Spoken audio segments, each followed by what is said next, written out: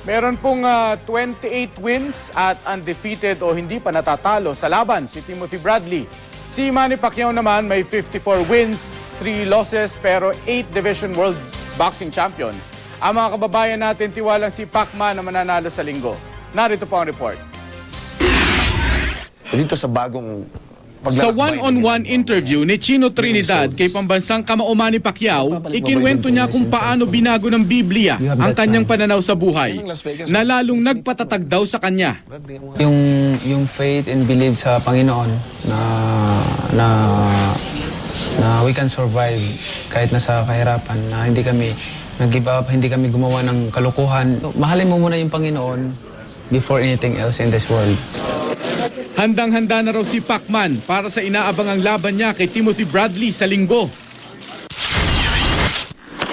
Dito sa Pilipinas, handa na rin ang mga Pilipinong boxing fans na mapanood ang laban ni Pacman at Bradley. Sa General Santos City, puspusan ang paghahanda ng mga kababayan ni Pacquiao para sa sabay-sabay nilang panonood. Nilalatag na ang rubber mat sa Lagaw Gym kung saan magkakaroon ng free public viewing.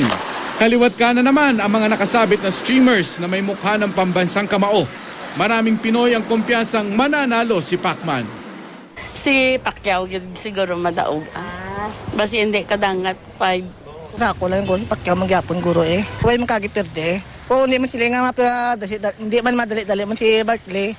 Kasi Pacquiao man. Pero dagon ko rin yung Pacquiao guro sa persa guro eh. Sa dasigay lang guro. Pacquiao. Bakit? Eh, alam ko sir sa suntok ni Pacquiao sir, parang turo. Pero yung kalaban niya sir, walang magawa yan sir. basta kondisyon siya, Pacman, by knockout. Akong kanan tungod sa style po ni Bradley, I think bubo rin ang away.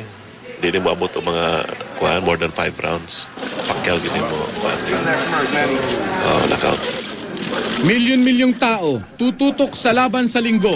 Doon magkakaalaman kung sinong mananalo. Mapapanood po ang bagong banta, The Pacquiao-Bradley Primer sa June 10, alas 9 ng umaga sa GMA7. Kasunod agad niyan ang Pacquiao-Bradley World Welterweight Championship. Magkakaroon naman ang Pacquiao-Bradley Post-Fight Special, ang Sports Pilipinas sa GMA News TV, 5:20 ng hapon sa parehong araw.